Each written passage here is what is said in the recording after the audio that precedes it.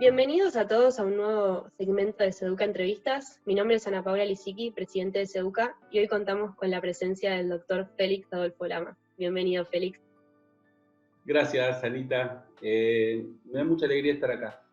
Me da mucha alegría conversar con el centro, con vos como representante. Vos sabés que justo estaba hablando el otro día con algunos profesores de la facultad de cómo la facultad de Derecho y en general la universidad en la pandemia se tuvo que activar y se vio qué es lo que funcionaba y lo que no funcionaba, ¿verdad? Y una las autoridades se activaron muchísimo, solucionaron una gran cantidad de problemas y el centro de estudiantes es una de las cosas que sirvió de comunicación. Incluso yo en las redes, por ejemplo, para saber las cosas que iban pasando, muchas veces tenía que recurrir al centro. Y sé que estuvieron también con la cuestión de los empleos y eso. Así que bueno, es una alegría conversar con ustedes, me encanta. Bueno, muchísimas gracias, Félix. Quería agradecerte tanto de parte mía como de todo el centro por hacerte un tiempo para estar acá y conversar con nosotros y compartirnos tus experiencias, más aún dados, bueno, los momentos por los que estamos atravesando con la situación de pandemia en este 2020. Bueno, en primer lugar, antes de arrancar con las preguntas, me gustaría que le cuentes un poco a los que nos están viendo, ¿quién es Félix Lama? Pero qué difícil. Y yo primero me defino como papá,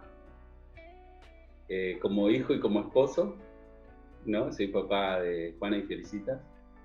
Y después esposo de Maricruz. Y bueno, y mi familia, no voy a nombrar a todos. Pero, y después como docente. Y después como una persona que tiene la suerte y que está muy bendecido por Dios de ir cumpliendo su sueño. Uno de los sueños es ser juez de cámara penal, que era un sueño de chiquito.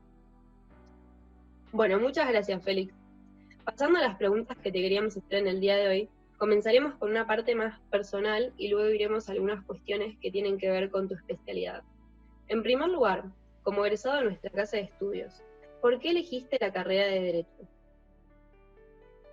Bueno, en realidad yo, Anita, quería ser escritor. Y mi sueño de chico era ser escritor.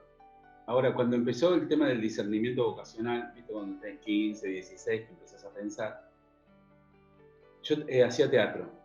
Estaba en un grupo de teatro, tuve 8 años. Y mi profesora de teatro era profesora en una universidad privada de letras. Entonces yo le pedía que me diese los programas de las materias. Los programas eran súper lindos, eran, no sé, letras clásicas, letras españolas que me encantaban. Y me encantaba escribir y me encantaba la carrera de letras, pero no me encontraba como escritor. ¿Entendés? O sea, me imaginaba Félix levantándose escritor, no. El escritor desayunando, no. ¿Entendés? Entonces, no me veía, no me gustaba eso de tener que escribir, por ejemplo, para alguien y tener que entregarlo y eso cambiarlo por dinero, no me gustaba.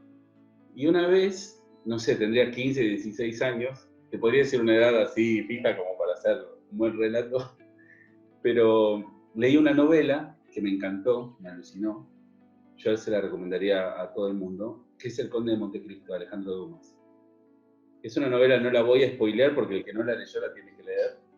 Es una novela hermosa y empieza con un chico que trabaja en un barco y está dando vueltas con un capitán, no sé, tipo comercial. De repente el capitán se muere, él queda a cargo del barco y él, que de alguna manera en su lugar de origen, este chico se llamaba Edmundo y en su lugar de origen estaba su novia, que se llamaba Mercedes, su mejor amigo que se llamaba Fernando, me parece, y su familia y su gente. Me parece, creo recordar, que todos lo tenían como que se había perdido, o que el barco no volvía, o que era un marinero de segunda categoría, y de repente vuelve, capitán, mucho más pintón, exitoso, listo para casarse con su novia, encontrarse con su mejor amigo, y a su mejor amigo le viene una envidia tan grande, como dice Santo Tomás, ¿no? Esa tristeza del alma, que el alma se va poniendo como negra. Le viene una envidia tan grande, porque además él gustaba de Mercedes, que era la novia del mundo, el capitán, que inventa una traición. Concretamente, este chico traía una carta que había pasado por la isla de Elba, donde estaba Napoleón encerrado, y esa carta, sin saber qué era, la recogía y la venía a traer. Pero en realidad era una carta de Napoleón para intentar escapar de la isla. Entonces era visto como un acto de traición. Entonces su amigo le tiende una trampa, lo acusan y el mismo día de su casamiento lo llevan a un juez para que dictamine sobre su situación. Y es re linda la intervención del juez porque vos ves que interviene, se da cuenta, toma la carta y se da cuenta, empieza a ver las pruebas y se da cuenta que era inocente este chico. Entonces dice, bueno, lo están acusando de traición, pero es inocente. Lo escucha y ve que es inocente. Y cuando está por absolverlo y dejarlo ir a que se case, se da cuenta que el verdadero traidor era su propio padre. El padre del juez, un procurador, algo así. Y entonces el juez inmediatamente cambia el veredicto, lo condena y lo manda a una cárcel en la isla de If, que era una prisión, un castillo. Un castillo que estaba rodeado por el mar y estaba lleno de piedra, donde estaban los delincuentes más peligrosos. Entonces este pibe, Edmundo, que venía, que estaba feliz, que su vida había dado un vuelco de 180 grados, que se estaba reencontrando con su familia, que se iba a casar, de repente termina en un calabozo. Me dio mucha angustia, a los 15 años, ponele 16, me dio mucha angustia el momento en que le cierran la cárcel y que él gritaba y nadie lo escuchaba. Y yo decía, ¿cómo nadie lo escucha? ¿Qué es lo que pasa acá? Y entonces me impresionó mucho. El mejor amigo no, el traidor. No me impresionó porque me parecía inverosímil, digamos. Yo tengo un amigo de los 3 años y digo, un amigo nunca te va a hacer eso. Entonces era un falso amigo. O sea, son esos amigos que son apariencias. Pero me impresionaba mucho el juez. Y primero lo odiaba, me daba mucha bronca. Y después digo, lo que pasa es que en realidad venía haciendo todo bien el hombre. Y de repente tuvo que elegir entre la vida de su padre o la vida de un desconocido. Y entonces empecé a pensar y digo, bueno, ¿qué virtudes hay que tener, qué cualidades hay que tener para hacer justicia pese a todo, más allá de todo, que no te importe nada? Entonces, más que me empezó a traer la función del juez, ¿entendés? Concretamente del juez penal, me parecía algo tan importante que podías decidir sobre la vida de una persona y que si estabas corrompido, no tenías las virtudes necesarias o las características necesarias, podías de alguna manera fallar mal y cambiarle la vida a una persona, que bueno, me enamoré de la abogacía porque me enamoré de la función del juez penal.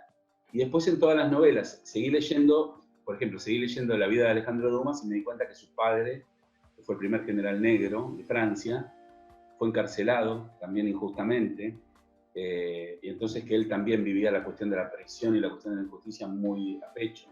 Y después vi otras novelas de él, por ejemplo, El tulipán negro, que también hay una cárcel, que también es terrible. En fin, nada, eso fue de alguna manera como el disparador. Y después, mi papá es abogado, recibo una gran formación de él desde chico, y bueno, y de alguna manera también él era mi ejemplo, ¿no? Y tenía mis hermanos mayores, tenía varios abogados también. Bueno, qué interesante todo esto que contás, Félix. Realmente muy, muy interesante. Ahora cambiando un poquito a lo que pasó este año, que a comienzos del primer cuatrimestre le comentaste a tus nuevos alumnos que pasaste de trabajar en el departamento tributario de un estudio jurídico propio a ser juez penal y trabajar para el Estado. ¿Cómo viviste ese cambio? Sí, bueno, el cambio fue, sí, fue hace muy poquito. Ya estoy cumpliendo un año, de alguna manera, del gran cambio. Pero en realidad fue durísimo y fue muy angustiante. Porque en el estudio, yo trabajé en el estudio, fundado por mi padre, el estudio Lamas e Hijos. Era un estudio de derecho tributario, hacíamos penal tributario. Y la verdad es que en la profesión, al abogado tributarista, le suele ir bien. En el caso del estudio, además, mi papá había sido director de la DGI, de la AFIP, ¿no? Entonces, en definitiva, era un estudio que funcionaba muy bien. Y de repente me encuentro, ponele, a los 5, 6, 7, 8, 9 años de recibido, 10 años de recibido, con un buen trabajo, con un estudio propio, con mucho más dinero, por ejemplo, que mis compañeros. O sea, vos viste cuando vos te ves bien, pero estaba lejos obviamente de mi sueño. ¿Entendés? Entonces, y en el fondo hay un momento en el estudio en que vos tenés que empezar a decidir, y esta era una decisión que obviamente trabajamos siempre con mi papá, hasta dónde queremos ir y qué es lo que va a pasar. Y las transformaciones, hay momentos que se tienen que transformar. Teníamos, por ejemplo, de clientes a grandes, yo diría las más grandes empresas del país.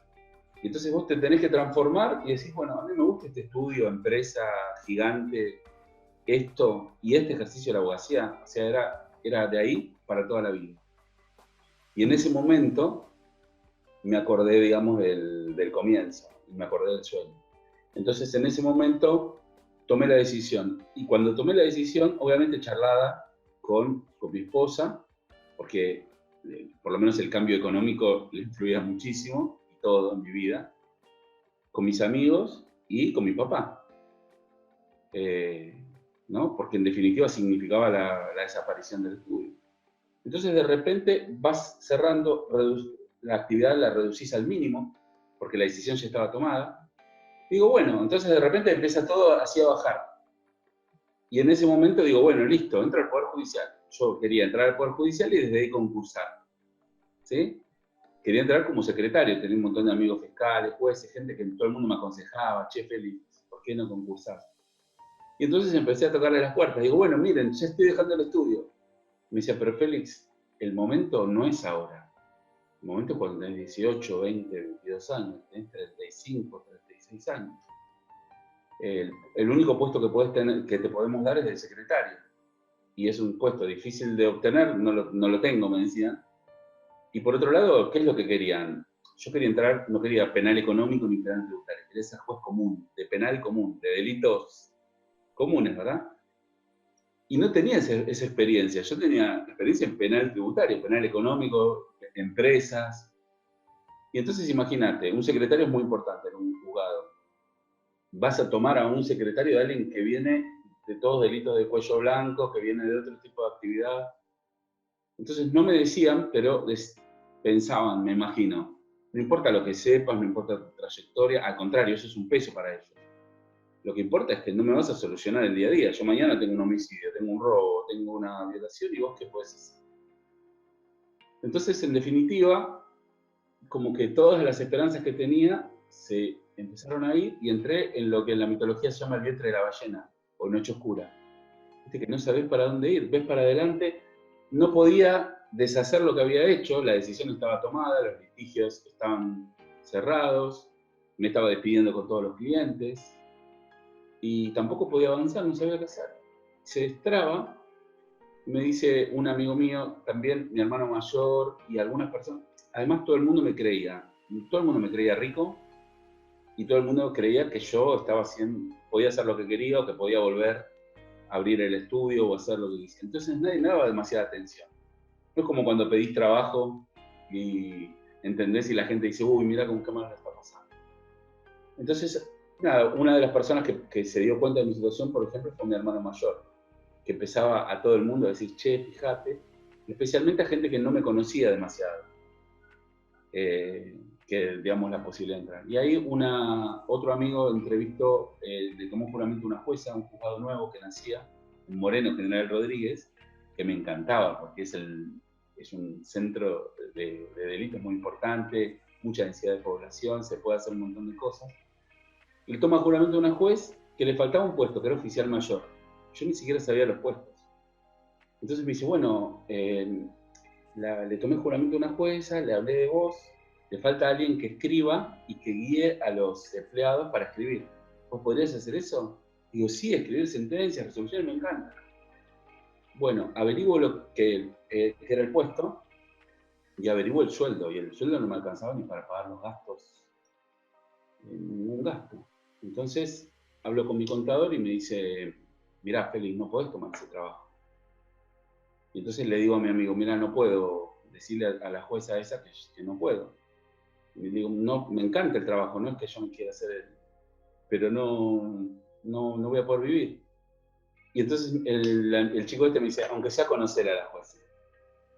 Conocerla porque si no me hace quedar mal. Bueno, cuando la conocí quedé tan entusiasmado que me volví a juntar con mi contador y le dije, che, con los ahorros, ¿cuántos años puedo vivir? Me dijo 5. Y bueno, a los 2 meses, por una serie de cosas que pasaron, me nombraron secretario, es decir, ascendí como 3 posiciones a los 2 meses de estar. Y y digo, bueno, una vez que era secretario, digo, bueno, voy a esperar unos años para empezar a concursar. Y la jueza me dijo, que nos hicimos amigos ahí al momento, dice, no, Félix, empecé a concursar desde ahora. Empecé a concursar desde ahora. Y ahí empecé a concursar y estuve 6 años, el contador me dijo 5, estuve 6, como secretario de garantías, de un juzgado de garantías, que es como un juzgado de instrucción, ahí en Moreno Rodríguez, donde aprendí, yo diría que tanto que no se puede creer.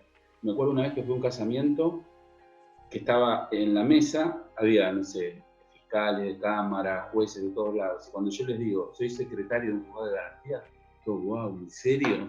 Como diciendo, ¿estás ahí?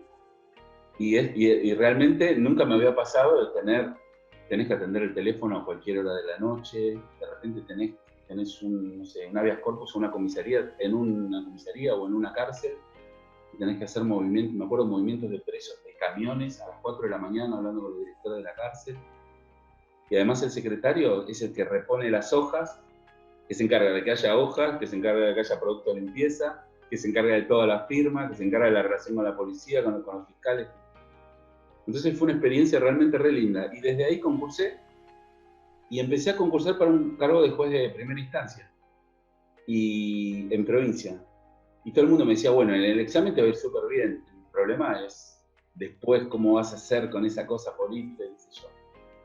Y yo decía, bueno, no, como que todos me daban que el examen te va a ir bien. Entonces rindo para juez de primera instancia, no de garantía, sino que era correccional, y me va mal. Entonces era otro vientre de la ballena, porque todo el mundo me decía, ¿en serio te fue mal a vos? Sí, no sé por qué. Pero en un caso, qué sé yo, vuelvo a rendir para juez de tribunal y me vuelve a ir mal. Entonces ya, cuando la gente te ve y te mira como diciendo, nada, sos un fracaso todo, porque yo venía haciendo como un movimiento gigante. Y algunas personas que me estaban ayudando en ese momento me dijeron, ¿sabes lo que pasa? Ese no es tu perfil. Tu perfil es para juez de cámara. ¿Por qué no rendís para juez de cámara? Bueno, y entonces una semana había como 3 exámenes para juez de primera instancia y 2 de juez de cámara. Y aprobé todos, los 5, esa vez. Y se fueron dando las cosas y se dio en el lugar que quería, que era La Matanza, que es el lugar donde mayor índice de delitos, más densidad poblacional.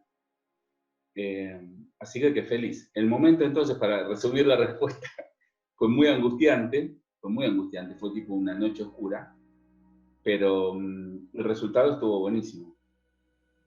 Claro, sí, mira, si creí que la respuesta anterior había sido interesante, esta ni te cuento, la verdad, increíbles tus experiencias y realmente te felicito por todo lo que lograste, porque veo que te lo propusiste y lo pudiste conseguir, así que realmente te felicito por eso. Me acompañó mucho mi familia, mis amigos, y también, fuera de broma, sentí mucho consuelo de Dios.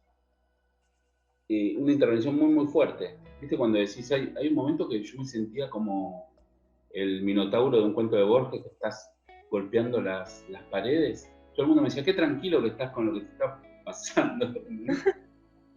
Además, el puesto de secretario de garantías es un puesto que yo digo, nunca puedes estar más de 10 años y haciéndolo bien. O sea, no es un puesto que puedes estar toda tu vida, porque realmente es muy desgastante. Yendo a cuestiones de hoy en día, en este contexto de pandemia y lo que muchos llaman la nueva normalidad, ¿qué tanto se vieron atravesados por la virtualidad y qué cambios notaste al respecto en el sistema judicial? Bueno, mira, volviendo al tema del barco, como decía al comienzo, es como, yo creo que la pandemia fue como una especie de tormenta gigante, ¿no? Estás en un barco y, no sé, los marineros te parecía que todos trabajaban bien, qué sé yo, pero en la tormenta te das cuenta cuál es el capitán que sirve y el capitán que no sirve, el marinero que sirve y el marinero que no sirve, el sistema que sirve y el sistema que no sirve. Entonces, lo primero que pasó en la pandemia es que en cada una de las unidades judiciales, ¿sí?, tanto en la provincia como en la nación, se vio qué es lo que funcionaba y qué es lo que no funcionaba. Se vio cuáles eran los procesos, por ejemplo, de automatización, los procesos de virtualidad que funcionaban y cuáles no. en la provincia de Buenos Aires el sistema de virtualidad funcionaba y funcionó siempre. A mí me dio mucha tristeza que mucha gente pensaba que el Poder Judicial no estaba funcionando en la pandemia. Y el Poder Judicial, por lo menos desde mi humilde puesto de trabajo, viendo en los juzgados penales, en las fiscalías penales de primera instancia y la Cámara, etc., todos tenían el triple de trabajo. Y trabajaban como fuese, desde su casa, yendo una vez, metidos dentro de una bolsa. Los juzgados de familia, por ejemplo, también. Las asesorías. Todo donde empezás a tener contacto, explotaba de trabajo. Quizás a nivel nacional, algunos juzgados, no sé, comerciales o laborales, quizás funcionaron menos, por lo que escuché. Pero lo que sí sé es que todos trabajaron más y se empezó a ver qué es lo que funcionaba bien y lo que funcionaba mal. Los sistemas informáticos cambian todo. Por ejemplo, yo tengo una audiencia, ¿no? Por Zoom. Las audiencias, por ejemplo, las apelaciones de sentencias correccionales, si vos ves generalmente al imputado, ¿no? A la persona sobre la que tenés que decidir sobre su futuro. O, por ejemplo, audiencias con menores, que también siempre tenés audiencias en la Cámara. Estoy diciendo simplemente mi experiencia. Ahora, nosotros nos comunicamos los seres humanos con microgestos, que yo ahora, Anita, no los puedo percibir. Y no es conscientemente que yo percibo los microgestos de Anita, ¿entendés? Sino que las neurociencias hoy te dicen que la comunicación no verbal es más del 50%, y la comunicación no verbal de cosas que nosotros no podemos percibir en la virtualidad. Entonces, es muy difícil, por ejemplo, una audiencia con un menor, donde vos no lo sentís al chico, no sentís a la persona que está del otro lado. Pero por otro lado, tiene cosas que son muy buenas. Por ejemplo, en el caso de los menores, les haces las entrevistas, los que están privados de su libertad, le haces la entrevista en el centro donde está alojado. Entonces lo podés ver en su lugar. Y él está mucho más tranquilo que cuando viene. Cuando viene, como dicen, viste, Carneluti, llega con mucho miedo, llega una persona nada que ver a la persona. Entonces, bueno, estamos intentando con las audiencias, las cuestiones que tienen que ver con la oralidad, viendo qué forma. Desde la Cámara de la Matanza, por ejemplo, estamos viendo cómo podemos ayudar a los jueces de tribunal para que puedan hacer sus juicios.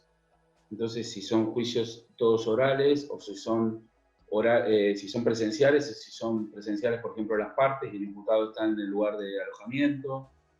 En fin, todo está cambiando. El Poder Judicial va a cambiar por completo a partir de esta pandemia, no solo en Argentina, sino en el mundo. Yo soy profesor en Colombia, en Ecuador, y todos están cambiando y están haciendo un cambio de acá para adelante. O sea, de acá para adelante va a haber audiencias que no se van a hacer más en vivo. Eso es seguro. Y de acá para adelante el papel va a empezar a desaparecer, ahora sí realmente. Entonces, por ejemplo, nosotros pasamos a que todo sea virtual y que la firma sea toda la firma electrónica. O sea, firmo muy pocas cosas de manera hológrafa, ¿entendés? Entonces, todas las lapiceras que te regalan cuando jurás de juez, por ejemplo, no sirven más, ¿entendés? Entonces cambia todo, todos los expedientes están digitalizados, ahora sí, en Provincia de Buenos Aires está casi todo digitalizado. Y por ejemplo, había actas policiales y cosas que de alguna manera siempre eso tardaba más, lo que fuese, pero no. Ahora todos tienen que hacer el esfuerzo. Entonces creo que el Poder Judicial tiene la oportunidad para avanzar, es decir, para tener más celeridad, para dar una respuesta a la sociedad, una respuesta verdadera. Y en relación a la pregunta anterior, como juez de cámara en la provincia de Buenos Aires, ¿cómo viviste toda la cuestión de pedidos de prisión domiciliaria a principios del aislamiento? Bueno, mira, el tema fue muy complicado porque la gente pensaba, en general, que el Tribunal de Casación había liberado, en Provincia de Buenos Aires, había liberado a una lista gigantesca de personas. Y que eso solamente por virtualidad de la resolución de casación, esas personas quedaban libres. Ahora, eso no es así porque cada juez que tiene a su cargo, el preso, el imputado, en este caso que está privado de su libertad, el juez es el que puede decidir. La persona que está privada de su libertad tiene un juez, que es el juez natural, que es el que está a cargo de su causa. Y es el que es responsable de su libertad o no libertad.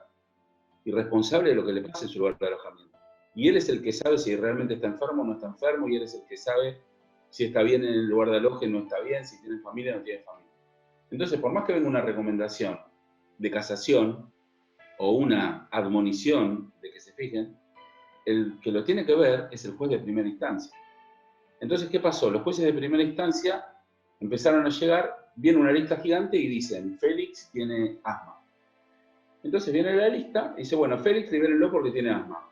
Es recomendable liberarlo a Félix. Y el juez de garantías miraba y decía, informe médico. No, Félix no tiene asma. Pedido de la unidad. Por favor, revísenlo a Félix, un médico papá, Hospital Extramuros. No, no tiene asma. Familia, no tiene asma.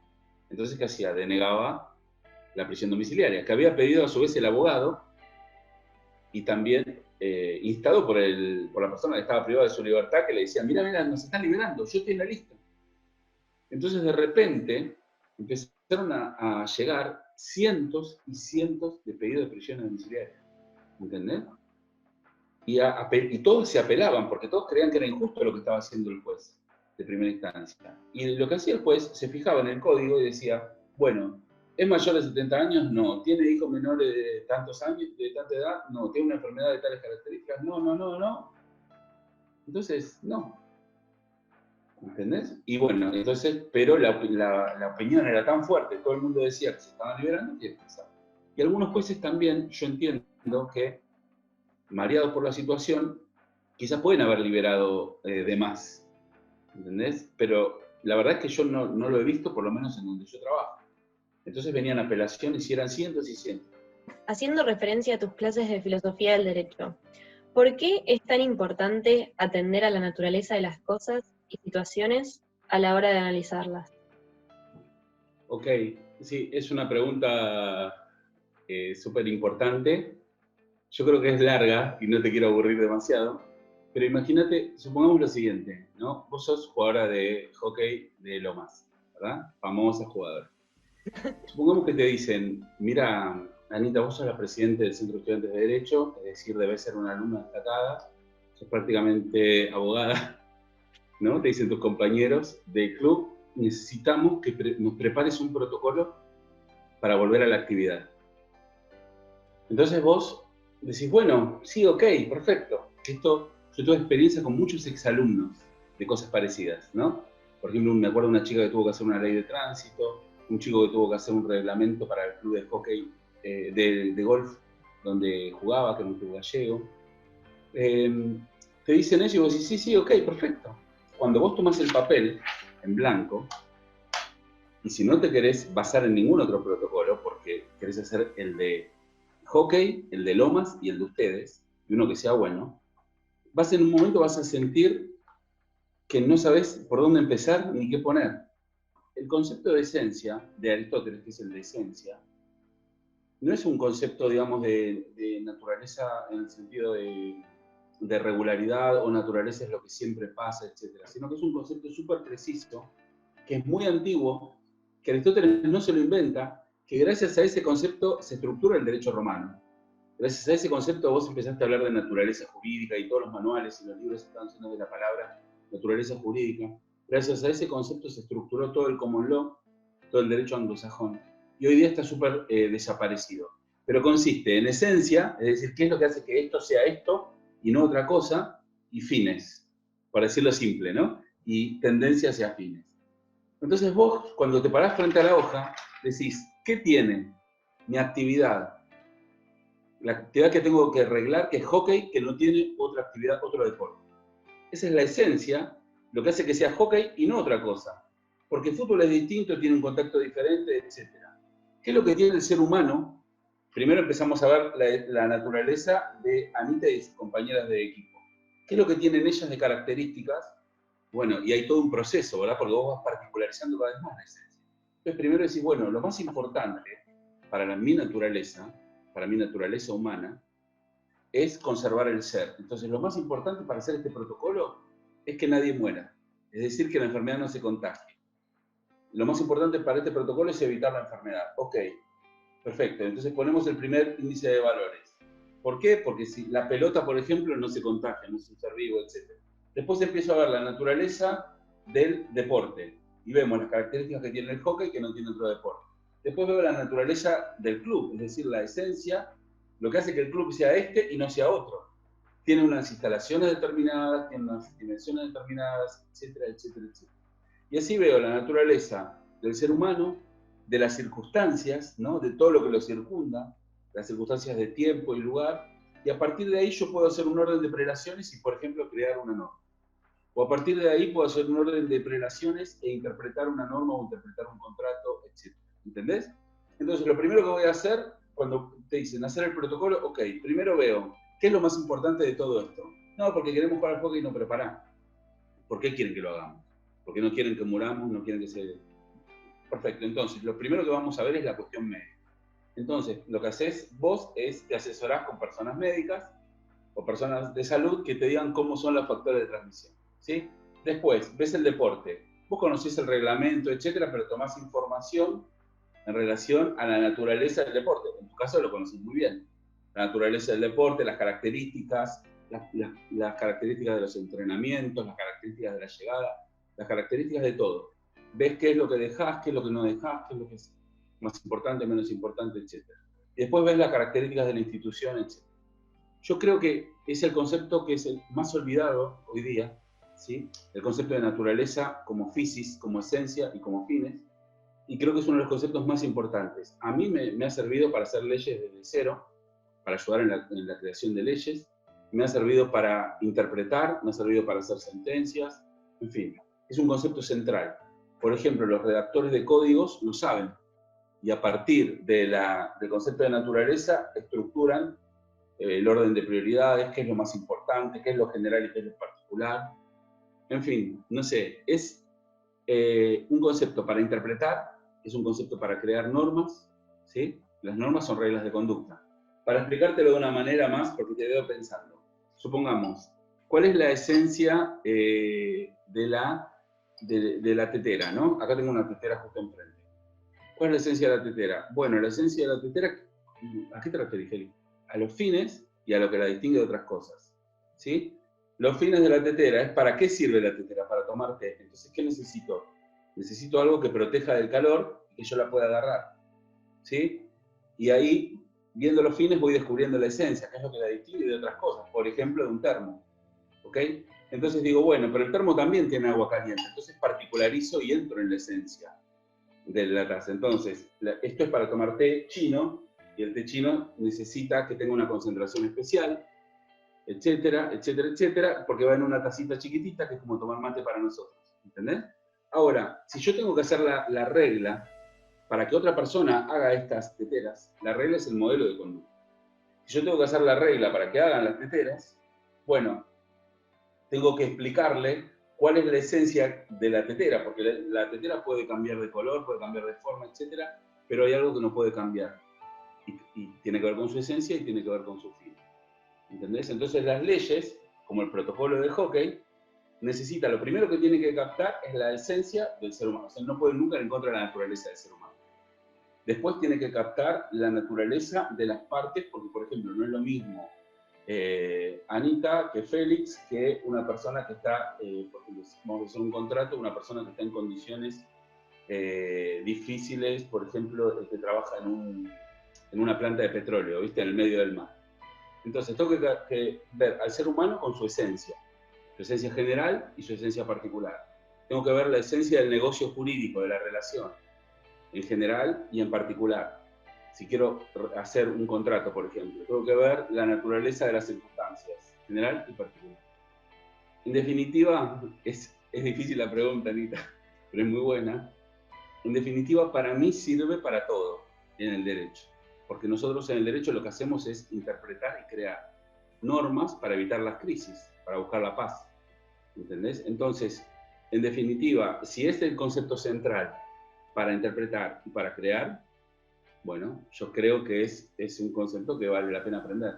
Además que es práctico, es práctico. Vos sabés que, por ejemplo, yo tenía relación con un codificador que hizo uno de los que trabajó en el nuevo Código Civil y Comercial.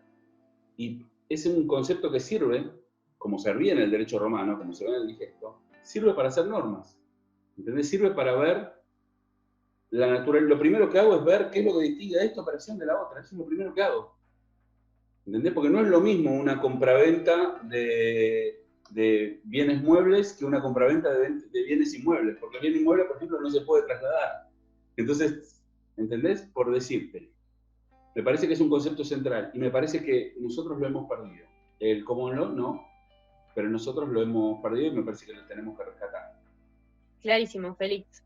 Bueno, te agradecemos una vez más por haber sido parte de Seduca Entrevistas 2020 y esperamos poder tenerte nuevamente con nosotros en el futuro. Muchísimas gracias. No, gracias a vos, Anita, y al centro que representás. Muchísimas gracias, me encantó conversar y muchísimas gracias también a la vicepresidente, Marianela Cuevas, y les mando un abrazo grande a todos.